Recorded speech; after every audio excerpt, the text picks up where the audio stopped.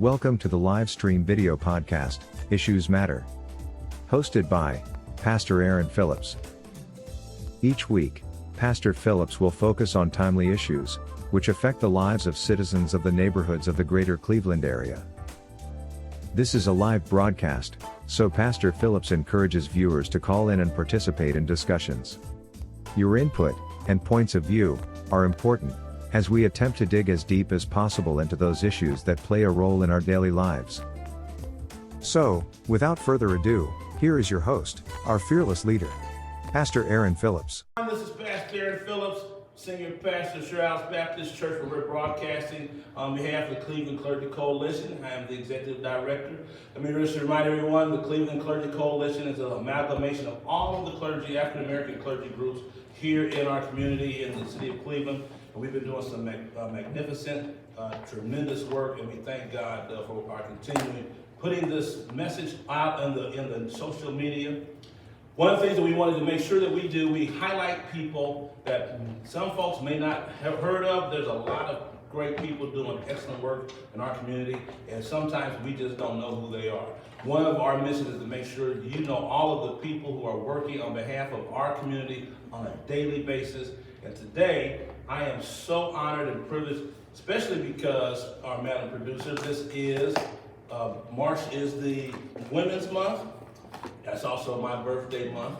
That's why I missed you guys last week. I was celebrating my birthday. I turned 27 years old. Yeah, exactly.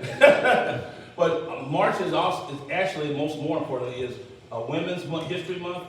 But this young lady, she's more than just a female. She is a business owner. She's been doing great work in our community for a very, very long time. She doesn't know how much I have always admired her from afar. And a few years ago, I got to meet her personally, way before I had already admired her a lot. I knew all things that she was doing. It was just a great honor and privilege for me to meet her a couple of years ago. And I have been following her for a very, very long time. She has done a lot of great work in our community. But one of the things that you may not know about, in the state of Ohio, there's only a few people who can have medical marijuana licenses. Unlike where I'm come from, Colorado, there is recreational marijuana is legal there. You go to Colorado, and Colorado has changed. I can tell you a whole lot about it. Really changed. Its cost of living skyrocketed now. I'm glad I live in Cleveland now. But I will tell you, in the state of Ohio, there are only a few people who have medical marijuana licenses. And there's only one person who is an African American person. And that is our first guest tonight, Miss Ariana Kirkpatric. Please welcome her. Come on up to the stage. Give her a big hand. I think they want you to sit in this chair, right, producers? This. Give her a big hand again. This is Ariana Kirkpatric. Thank you for being here tonight. I really appreciate you. I want to tell folks this story. This is how down to earth she is. I saw her in the grocery store. This is how down to earth she is. She's at the grocery store. I said, I've been wanting to get you on the podcast. And we were in the aisle. I'm buying. I don't know what I was doing. And she said, you know what I can do? That does Monday the 27th. So I really appreciate how you're so in touch with the community. I really appreciate that. So first, let's just tell everybody who you are and how you got started. Okay.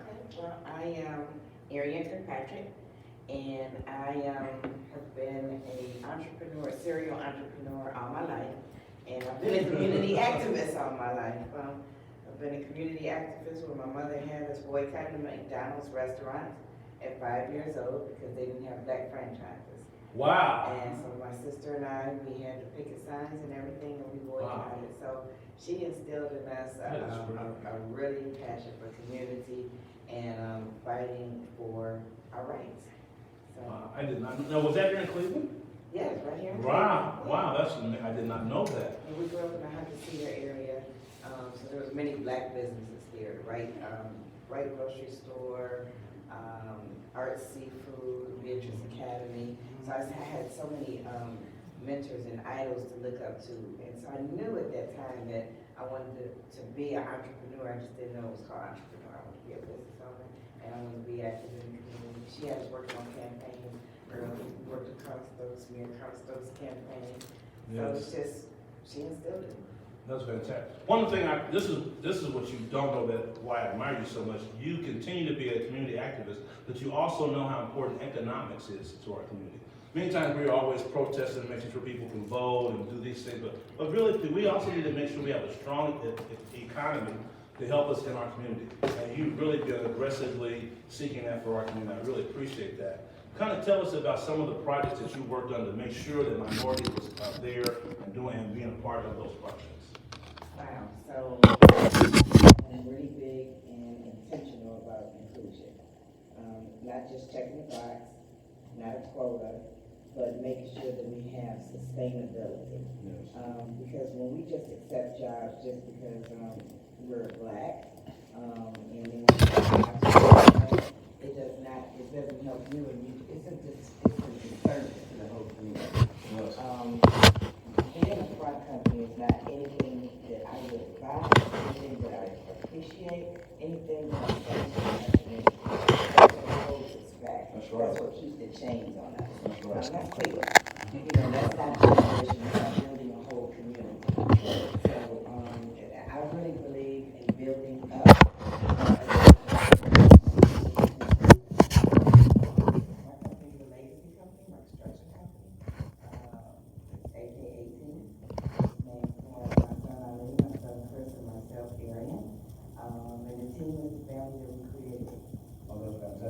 And one of the things that you ensure when there's major projects like the one that was built in the school or something in Warrenton, we had a phone call about that. And other projects that we're thinking about, Sherman Williams project, making sure as a minority business owner that you're making sure that the companies are meeting those goals that they have claimed they're going to meet, especially when they're using public dollars.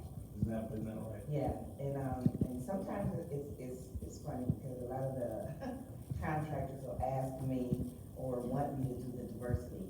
Now, in Warrensville, I did the diversity because I'm a graduate from Warrensville, so I helped them actually write the DEI plan, the diversity action plan.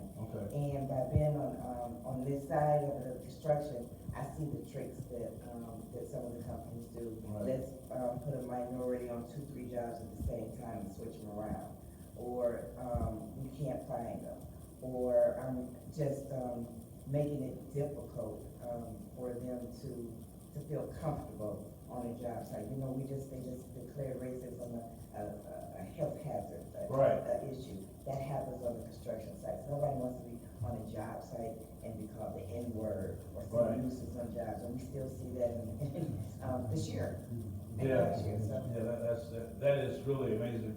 And as a monitor and making sure that because most of the construction companies are generally white owned, right? And white male dominated. So we have to have someone there to be fighting to making sure that companies who are subcontractors and who employ black folks are on those jobs and not just for the sake of, for the sake of making sure that people are really having long-term sustaining programs. Yes, and we have to fight to make sure that we stand up for each other and not let our brothers and sisters fall into the trap.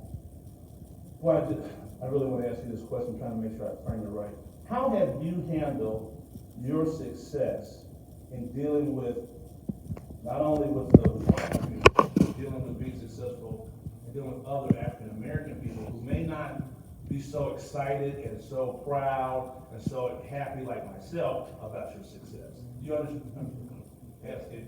No, when I saw you in the grocery store, I should have got prepped for these questions.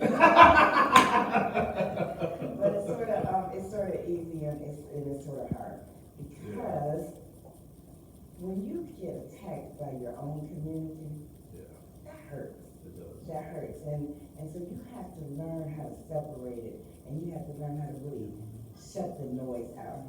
But sometimes it can be so overwhelming to have different people attack you just because of the same reason that white folks do, and your black folks, oh, she's a female. What does she know about construction? Right. She's black, or she's the front of the year, or just those attacks.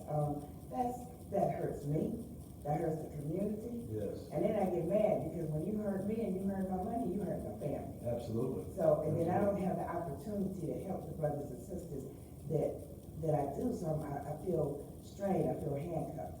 But I I got the last laugh. That's right, that's right. I started my company with 4 folks, 4 people. I had just recently come off of public assistance, just graduated school, started with 17 cents in my pocket. And now, with both of my companies, I have 203 employees. Wow. So, That's what I'm talking about. and the majority of my employees are minorities. Yes, I've seen them on TV. Yes. And what I haven't seen, and I hate this. I've seen the majority community highlight you, celebrate you. I haven't seen much of that in our community.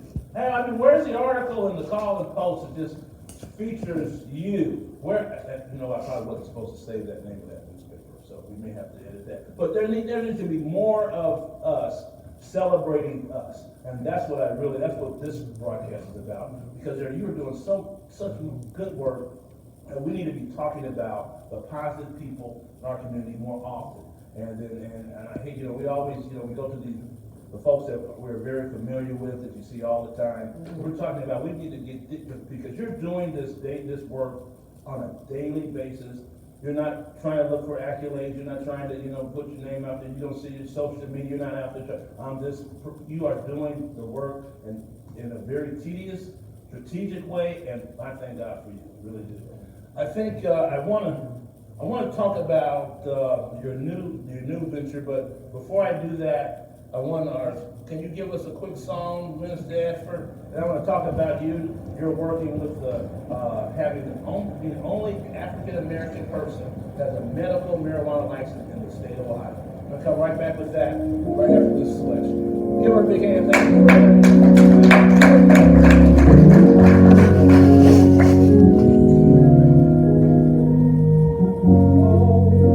Give thanks unto the Lord, for He is good, good, He's good. His mercy everlasting, His truth endureth to all generations.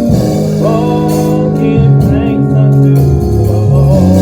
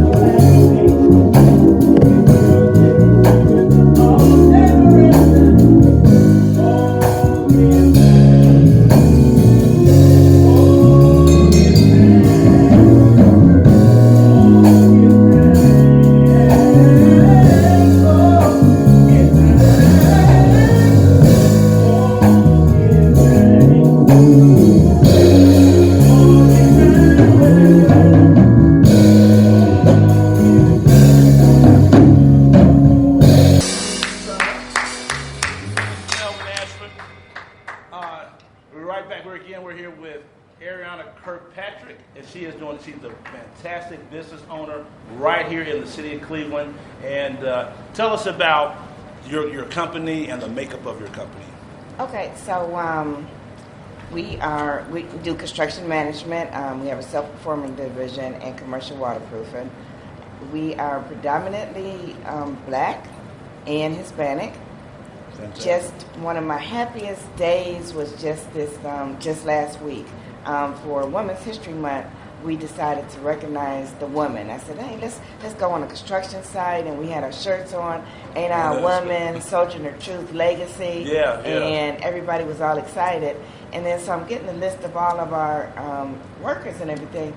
It was 25 women. Wow. 25 women, Black women, that were all on the construction sites that work in the field, as far as superintendents, laborers, carpenters, project engineers, our director of development. I mean, it's just so phenomenal.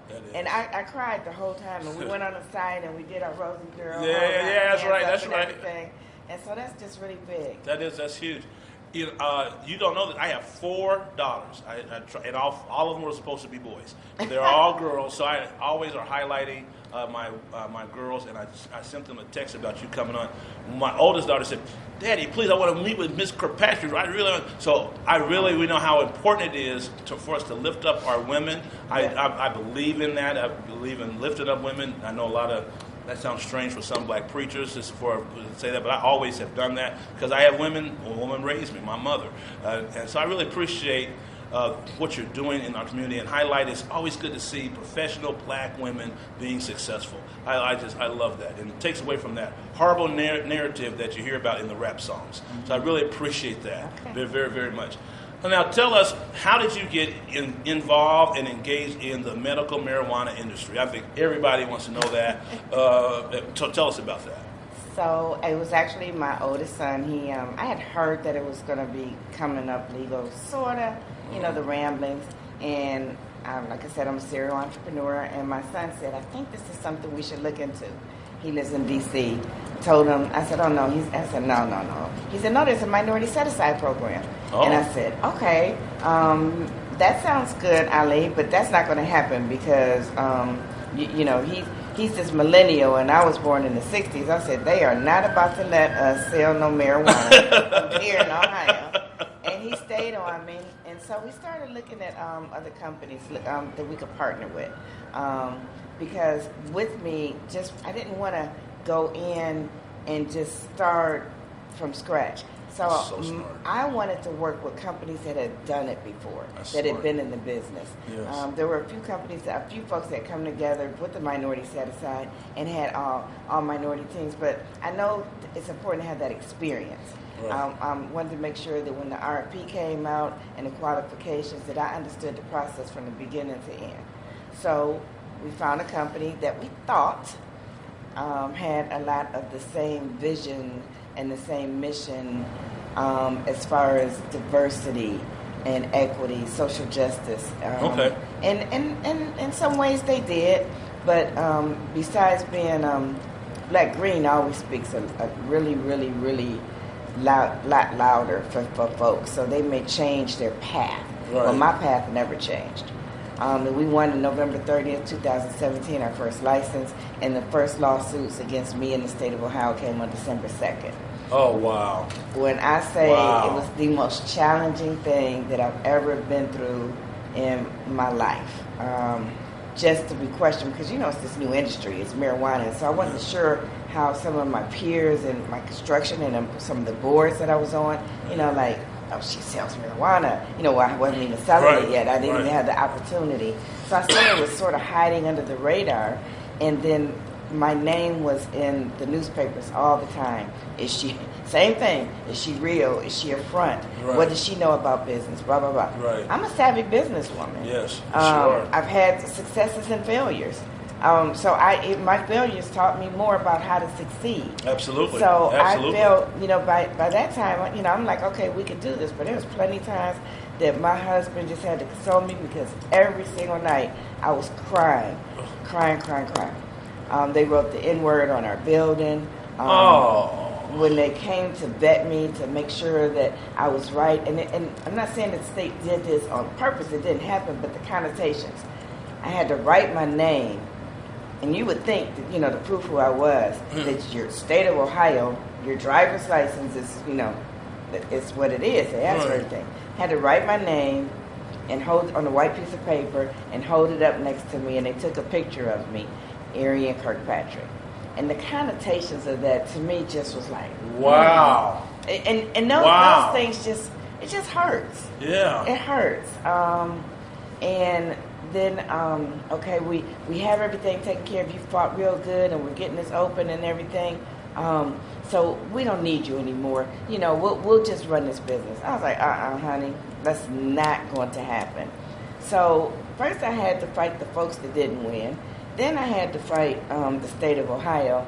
Then I had to fight my partners. Oh, my goodness. Because they think that that's how you do business. Because unfortunately, it was folks like that in that business that were doing it all day long and getting licensed, selling, and that's not me. Right. That's not me. So we decided we were going to fight. So it took me 3 years, 6 months, and 25 days to get open. Wow. We are vertically integrated, the only black, only female, and not too many local companies because most of them are multi-state operators that is vertically integrated. And what vertically integrated means is you hold a license in all 3 licenses. We have a license to grow where we cultivate. We have a 26,000 square foot facility in Ironton, Ohio. We have processing license where we make the product. Soon we'll be doing edibles and all that, but we do the rosin and the resin and all that. And that's the process and manufacturing. And then we have 3 dispensaries. That's the retail dispensaries. And we're in Columbus, Athens, and Beaver Creek. Wow. Yeah. So you're doing the whole from the beginning to the end. Yeah, from the tip to the top. Yeah. Okay. Well, so we get clarification here. One of my persons that I know, I don't know very well, but I know Pastor Jamal Bryant, who's now the pastor of Eddie Long's church, who I know very well. They're New Birth in Atlanta, Georgia. And I don't know if you guys seen this, but he actually put on social media, yes, I met with my deacons and my executive board, and I said, why can't we use some of this land that we have and use it to grow marijuana? That would be the greatest witness that we could have to the community. And I absolutely agree with them. I agree with it so much that I think the Democratic Party is messing up hugely. This could be our wedge issue for the Democratic Party, like abortion is for the Republicans. If you just tell people we should legalize marijuana for multiple reasons, and one though is for economic reasons. And just imagine if we could have companies and we making the product, then you're also packaging it and distributing it. That's a huge, that's a legacy right there. So we can do that. That would be excellent. So I really believe in this, and I think that people kind of get that twisted and would think that we should not be engaged because it's marijuana. I think this is one of the smartest things a person that we could do, and we absolutely support it. And the church, we should stop lying about it, because just like you all, just like we drink alcohol in church, and this is my father, because he's must enjoying the program. That we drink alcohol, and we know all about that. We go to the liquor store. We don't cry about none of that. And if I had a member who owned Jim Beam, I wanted to get his tithes and offerings. You know what I mean? So we should be supporting this. This is a new industry, and we thank God for that. We should be supporting that. I can't wait till the day. Marijuana has changed Colorado. Just changed the whole game of everything.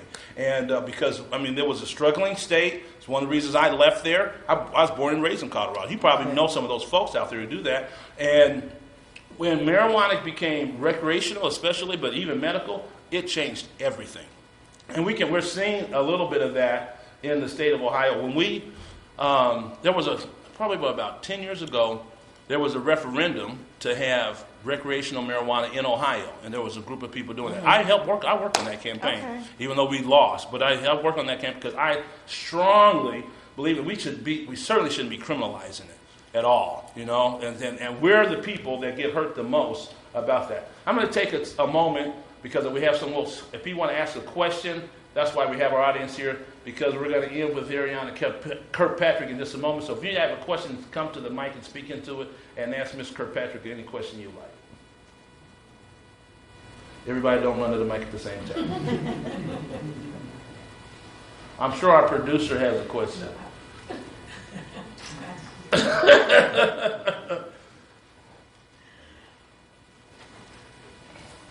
of hard for me to video myself and at the same time. How long before you get a dispensary in Cleveland? Well, when they had this last round, we had considered it, but we were still fighting and taking our bruises and patching ourselves up. So we are looking, and hopefully that we can do an acquisition. That is the next step to go for us. So. Is the process having a dispensary in Cleveland, is that process different than being in other places? Do you have to go through a whole nother barrage of paperwork and red tape and stuff? No, It's the same across, but different cities have the different ordinances. Okay. But for the main thing, it's pretty much state regulated, and it's highly regulated. And there's some pros and cons being regulated. One of the pros is all of your product is tested, so you know your product is safe. And there's different terpenes and different things that people look for. They might look for a higher THC or something that calms them, a sativa or indica. So it's a lot of things. Our patients pretty much enjoy what we're able to provide them because our team is trained in it. They understand it. Our brand ambassadors and bud tenders, and it's just a good feeling. It's when we just had a patient recently, cancer patient, and she came in and told me she had just rung the bell and how our location in Columbus just really saved her life, not just because of the product, but because of the brand ambassadors in the store and how great they made her feel. I mean, you hear some emotional stories. That's great. So. That's great. I think we have a question from our next guest. Come on, Attorney Stan Jackson. All right. What advice would you give to young minority entrepreneurs and/or contractors that are thinking about getting into business or are in business? That's a great question. It's a Very, great question. very, very, very good question. Where we want to jump into it and do it, I do say jump into it. Just do it because you can. But have a plan and do your research and your professional service. I said I was a serial entrepreneur. That meant I had a lot of businesses that failed. One of my craziest stories is with the IRS. I looked up one day and I owed $200,000 to the IRS because we had grown from paying our 941s, our taxes, monthly to weekly because we were making money, but I didn't have the money. And I could have just quit. And I said, I can't deal with this. I saw my name in Cranes. Matter of fact, one of those haters that we talked about called everybody and said, "Oh, she's in Cranes," and I'm like, "Oh my gosh!" Wow. So that was terrible.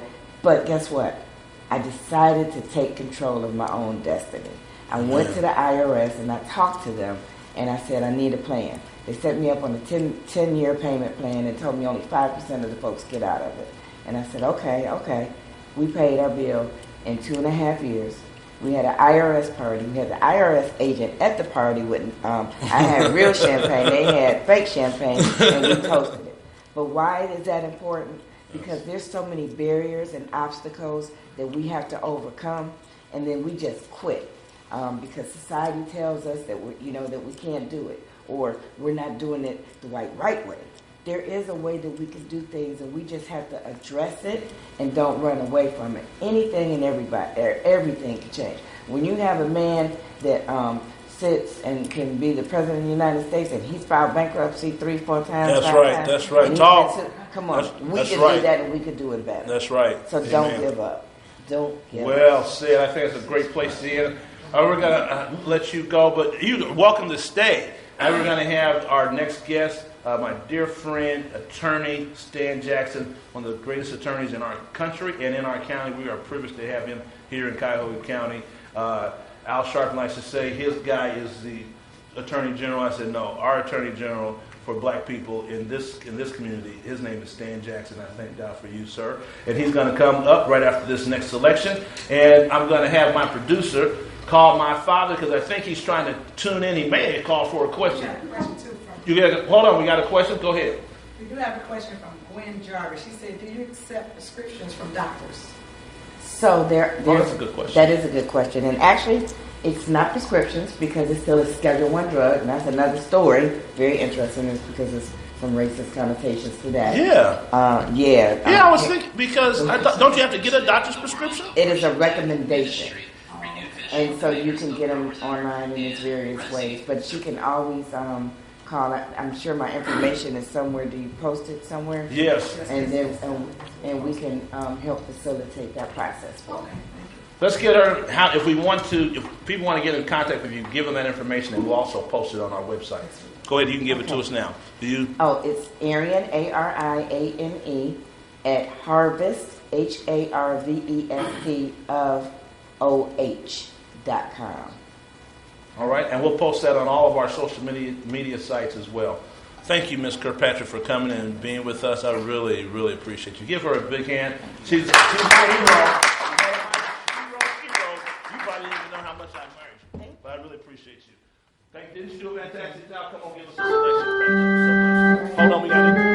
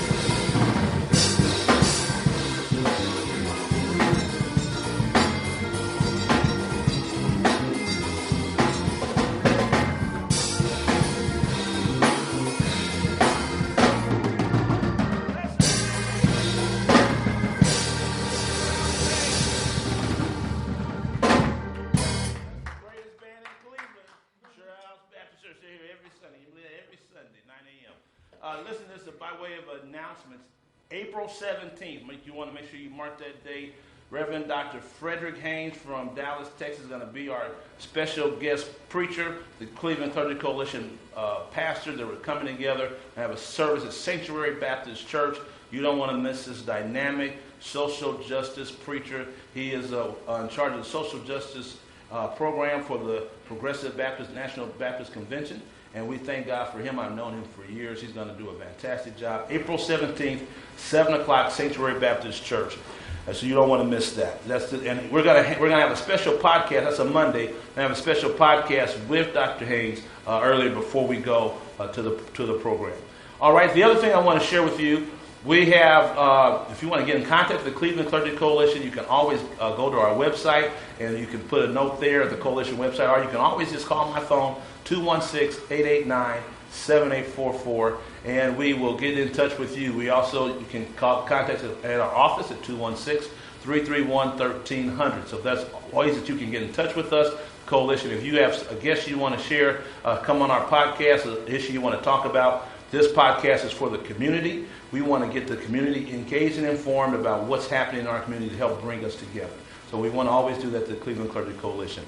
A few years ago, this very young attorney at that time, I got to know him when I was a prosecutor. That was years ago in the Cuyahoga County's office, and he has just grown tremendously to doing fantastic work in our community. I was thinking of his name was Attorney Crump, is who always Al Sharpton refers to. But for us in Cuyahoga County, this young man has came and started a law firm called the Cochran Law Firm.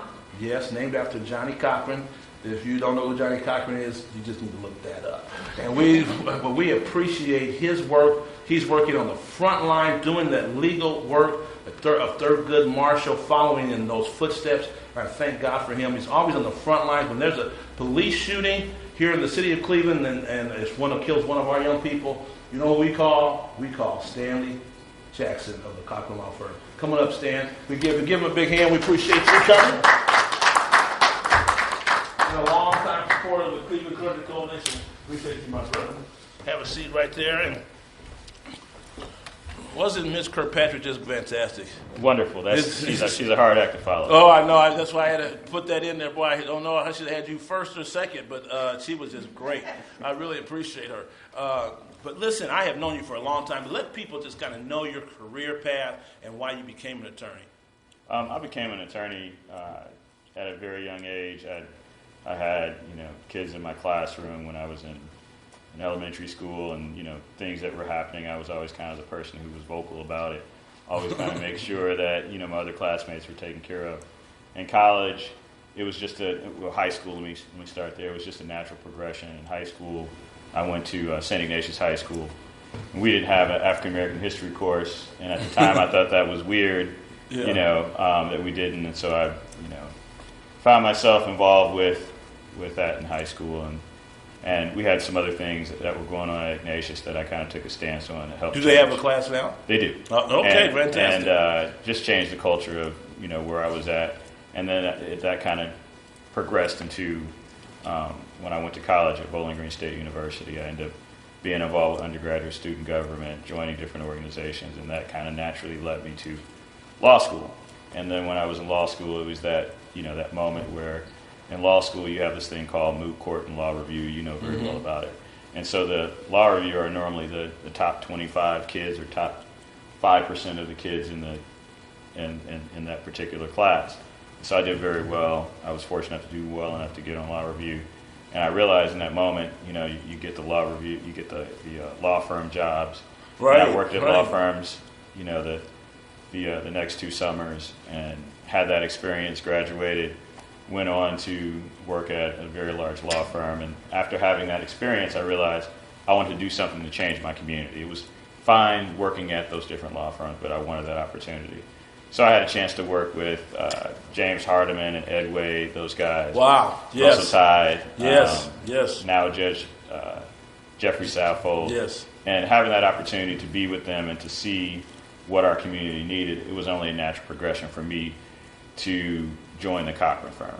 And so I'm the managing partner of the Cochran firm here in Cleveland. Fantastic. I one of the things I kept seeing is that we have issues in our community, and it seemed like we weren't dealing with our own issues. It was always someone else.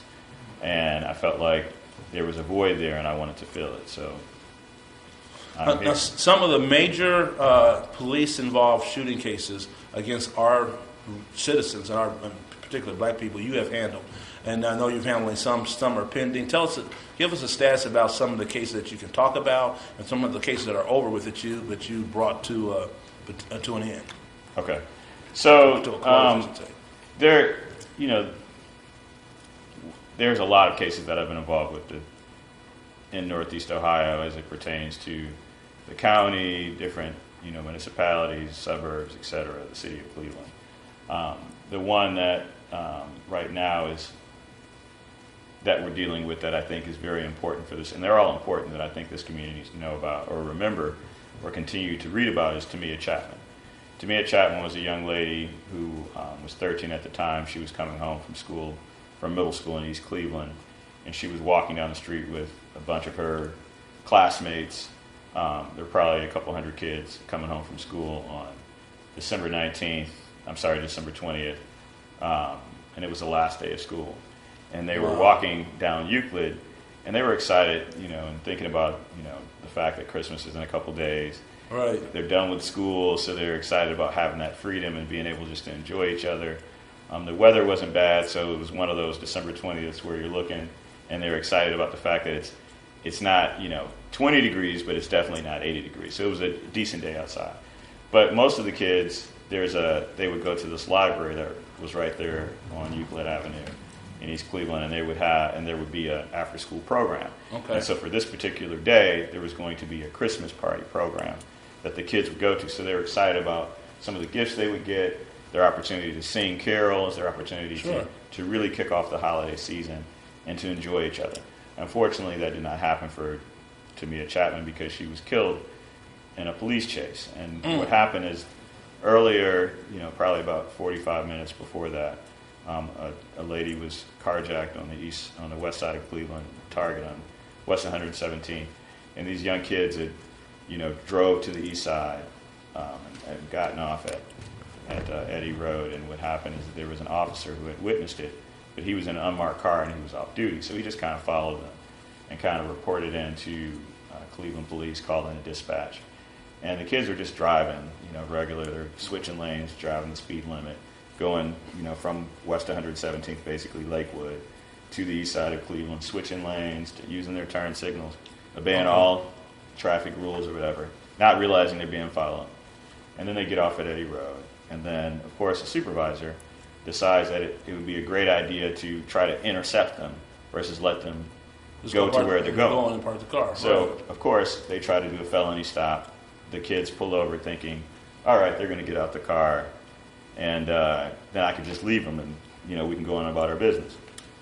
The officer doesn't get out, so they drive through a gas station. The officer follows them through the gas station. Like Wow. They drive through a gas station, they follow them through the gas station.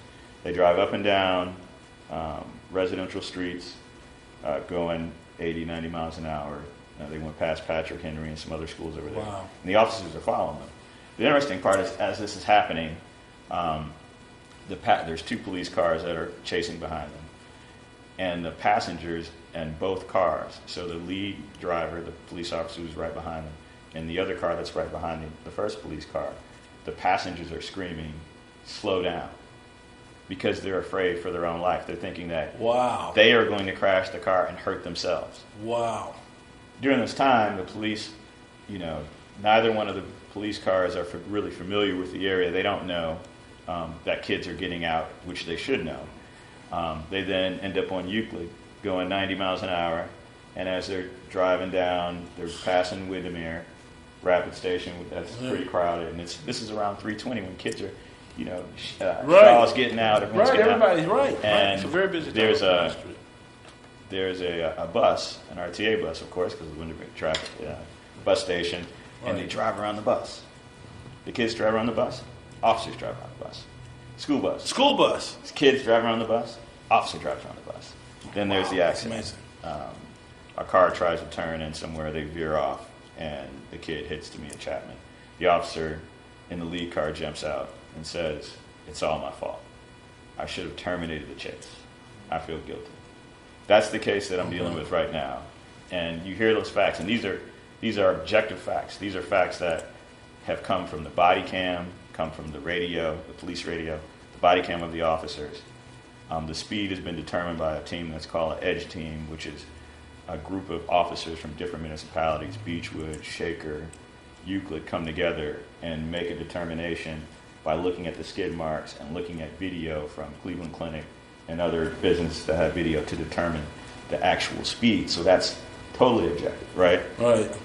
And they had determined that the officers were doing between 90 and 89 miles an hour. Wow. And so we're still in this, looking to get justice for this young lady. But she not only was killed that day, but there were a plethora of kids that were out there that experienced this, that saw this happen. Two twins were right there. One of the girls was her best friend who was holding her at the time and had to witness that. And it's been very traumatic. So when you think about something like that, and this happened 3 years ago, right? That's a case that in our community, that young lady and her family should receive justice, right? Because the duty Yes. that was owed to our community and to that family was from the officers, because the officers have rules and regulations that they're supposed to follow Right. to make sure that doesn't happen. They had a duty to terminate that chase, Right. Because that car is an object. That car, right? The lady who had been carjacked. She was at Target. She was fine, and there was no imminent danger for these kids that they were going to cause in that moment. They had just stolen the car. Right. but not for, the potential felony stop. They were kind of driving and, obeying the traffic signs, just thinking, hey, we're going to where we're going. The smarter Now, where thing- was the officer from who hit to me? Where was he? Is that an East Cleveland officer? No, these were Cleveland officers. These were Cleveland officers These are who Cleveland were chased these folks into East Cleveland. Yes. Similar to the 137 shot situation. Very similar. So the interesting part about this case is that we have a consent decree and a monitoring team Right, that's because where I'm of going. 137 shot and Tamir Rice, and there are things that were put into place to ensure that this wouldn't happen. Right, And exactly. so That's where I'm going. you with have that. a policy, you have all these things in place, Right. but you need for the administration to hold the officers accountable. More importantly, you need the officers to actually follow it. And none of that happened in this particular case. The monitoring team even wrote about the fact that, and they critiqued the fact that Cleveland did not hold the officers accountable. And that's what amazes me about that particular case. That happened after the Melissa Williams case. That's really amazing to me that you're still going to chase people. Really, that's what you're going to do. And now here's an innocent person. Well, so was Melissa Williams, and they were also innocent as well. Well, let me ask you this: the resistance that you get from the police. Tell us about that, because are the police, are they saying yes? Are they taking responsibility? Are they saying yes, this is on us? Are they giving you resistance in fighting the case? No, I mean there's not an acceptance of responsibility, right? Because if there was, I think that the Cleveland administration would at least publicly address this family and, apologize for what took place with Tamia Chapman, maybe. Now, this happened in the Frank Jackson, for people listening, our mayor during this time, his name was Frank Jackson. He's been the mayor for about 16 years. This happened under his watch, correct? It did. And so did the Frank Jackson administration reach out to the family, apologize, make any kind of affirmation to them, hey, we're sorry about the loss? Did they do that as far as you know? No. Okay, well, here's a question that nobody wants to ask, but I'm going to ask it. What about the current? Because we had an election, Mayor Frank Jackson decided not to run again. We had an election, and it remained down to 2 people, and now we have a new mayor. And the current mayor now has the current mayor Bibbs administration reached out to this family and said, hey, this shouldn't have happened, and we're taking responsibility. No. That's interesting. All right. Tell us, because that's amazing to me, just that in and of itself. Tell us how you feel about, I know we worked together on issue 24, and matter of fact, Brenda Bickerstaff wanted to make sure I tell you and you, Ms. Kirkpatrick, that she said hello. She usually comes to these to our sessions here on every Monday night. She couldn't make it tonight because they're doing something with the new council that they put together in issue 24, the community policing form of people. So tell us, I know you worked on that. How do you feel about issue 24 and that referendum to make sure we're holding police accountable? And is the implementation of that working the way we thought it should be, that we thought it would be? Well, first, I will tell you that I'm very proud of everyone who worked on it, particularly Brenda Bickerstaff and Latanya Goldsby. Yes. And everyone else who worked on it. They did an exceptional job. Yes, they did. It was a very brave thing to do. Yes. And a well-needed change in our community, right? Yes. And I'm glad that it's here. I think the implementation didn't go the way that I hoped that it would go. I'll point out a few things. I mean, one, there was a big ordeal about the people who should be on the commission, like the categories Right. that should be on there. One of them was that there should be an attorney who's practiced in civil rights that should be on there. I think that's very important. It didn't happen because of some things that happened with city council. I was very disappointed in that. But in addition to that, there was some additional monies that were supposed to be put into the budget to hire an attorney that would then represent the board, that could help with issues they may deal with. And I think that's important because that person can be as objective as you can be with not being a part of the law department. Right. What you don't want is someone from the city of Cleveland's law department who is tied to the mayor Right. and everyone else in that administration, trying to advise people that we want to be objective. Right. And so, Right. hiring someone who is not part of that administration, not part of the city of Cleveland's law department, is something that would have been allowed throughout that budget. But of course, once again, it was rocky again. The budget was cut. So, I hope that in the future that with the support of the community, right, that we'll continue to push that envelope with our city council persons and along with the mayor to get it right. And we're Yes. still in transition. I'm glad it's here, but we can always do better. Tell us your thoughts about the current consent decree that we're under and the implementation of that, the monitoring that's supposed to be taking place, and where are we sitting with that? So I'm glad that we have the consent decree. I think it's well needed. It's obvious Yes. that we need it. My concern before was that under the Jackson administration, they felt as if they were meeting or complying with some of the standards that were set under the consent decree that the DOJ wanted and the monitoring team was trying to get them to implement. But it was clear that they didn't meet the standard because, unfortunately, Tamia Chapman passed. And I'll tell you this, one of the issues that happened in the Tamia Chapman case, and I'll go back to the monitoring team, is that there's this thing called an AVL. AVL is it's an automatic vehicle locator. And what it does, it determines how fast and what direction and the location of a vehicle.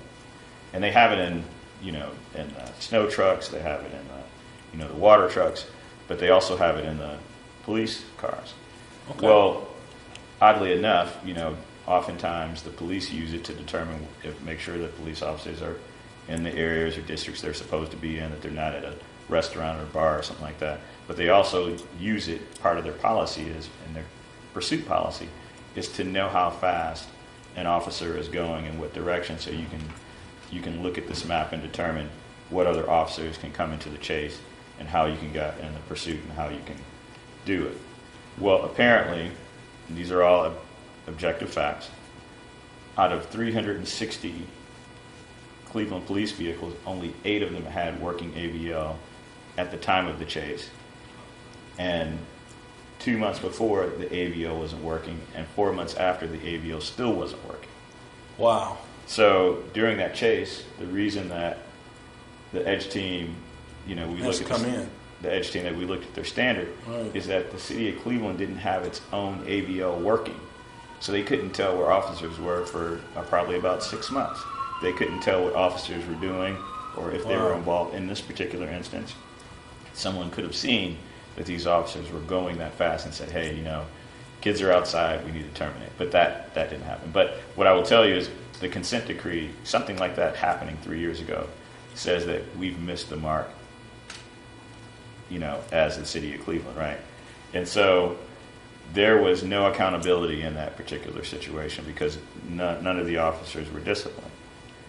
And so now that we have issue 24, that'll change, right? Because Right. that conduct will go to that body. But during the consent decree, there are certain standards that they're supposed to meet. And it's obvious that at the end of the Jackson administration, they weren't meeting it. Now you have a new administration that comes in, and the reality is that you have a new mayor, a new law director. You still have the same safety director, but you have all these new individuals, and the safety director is relatively new. Howard, because he was coming in at the Right. end of Jackson's. So now you have all these people who haven't worked with the monitoring team and haven't worked with the consent decree that have to learn that, right? Right. And so in order to get out of the consent decree, you have to have 2 years of compliance. Well, we know under Jackson there wasn't any compliance. Right. And the mayor has only been the mayor for a year and some few months, and they're not in compliance. And so I think, and I was at just the last meeting, I think the real missed opportunity in this is for officers or the administration, along with command, for them to understand that we need constitutional policing, right? And the only way to do that is to actually go through and comply with what is being asked of you, not at the bare minimum. I don't think that we have that. I think that the administration is missing the mark. They're doing the work just to say that they're doing the work, but not doing the work to learn how to better service the community, right? Protect and serve. You can't protect us if we don't trust you, and you can't serve us definitely if we don't trust you. Well, I need you to speak to this before I let you go, because I know people would think because we want to hold police accountable that we don't believe in the police and we want to defund the police, and that's just never been language that came out of our mouths, right? But I just recently saw a story where there was a 17-year-old boy who shot a police officer. And speak to the issue. We want the police officers to be safe and feel protected, as well as we want them to do good policing in our community, because if there's any people who need the police, it's African American people. And I tell folks that we love the police. When I call 911, I want them to show up. The police will come and park in our parking lot, and somebody said, "Pastor, you don't want them parking in your parking lot?" I absolutely do. That makes sure that everybody's safe. Yeah, please park up there as long as you want. They use it because we have a big shiny sign, so it lights up the whole neighborhood, so they will come and park up there. So we do that. I appreciate the police. So kind of speak to that issue, because I don't want people to think that somehow we don't want the police or we're against the police. We just want to hold them accountable. Right. So I think it goes back to, once again, police have to understand that, and the administration has to understand that this is an equal relationship, right? So when you're a police officer, that equal relationship means that you're a partner with us in the community, right? Right. So just like when you go to West Park, when you drive down the street, you know Timmy, and you see Amy, and you wave to Amy. Right. And you know Amy walks her dog at this time. Right. And you're not stopping Amy wondering why she's walking her dog, right? Right. And Amy feels comfortable calling you because Amy sees you, and she sees you as her partner in making sure her community is safe. That's right. Right? That's right. We need to see that in our community, right? If you have the relationship, and if you're genuine, and if you're in the job, and the culture in the job is for you to partner with us and make sure that we are safe, make sure that we are protected, right, and that exchange can happen. Absolutely. Then people aren't thinking, hey, you're asking me a question because you're trying to interrogate me. So there are officers who've gotten to it for the right thing, right? Right. But those officers aren't always the ones promoted. I've been around long enough to know, wow, and I've filed enough lawsuits that unfortunately that the officers that are probably the best for us aren't always the ones being promoted. Now, I'm not sure that that's happening in this administration. I'm still doing my research, but I think officers have to understand that in order to have a relationship, you have to buy into it, yes, as well, and you have to give, yes, as well as you're expecting to receive. Yes. And I think partnering with local activists, partnering with churches, partnering with schools and different places where we can learn each other and try to get this thing right. I think that that's obviously something we need. Right. We've been hurting in America for a long time. Long time. And those are, now that we've gotten to the bottom where we're like, well, we probably need to defund the police. Now we can start thinking about the real conversation. How are we going to work together? That's right. Because you need us and we need you. Absolutely. And so how can we do this together? That's right. So well said, sir.